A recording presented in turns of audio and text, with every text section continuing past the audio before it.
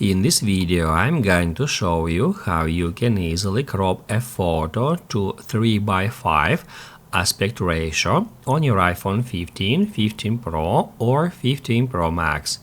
Be sure to watch the video to the very end so you don't make any mistakes. Let's get started, and first off, open up Photos app.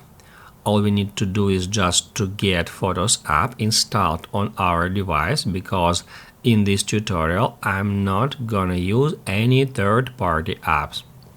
Now, at our camera roll, we need to search for a photo we would like to crop, and then just tap on it. Then tap at Edit, then Crop, and then tap at that icon. After that, it will show you some aspect ratio presets. We can drag this toolbar left or right until we find the preset we would like to use.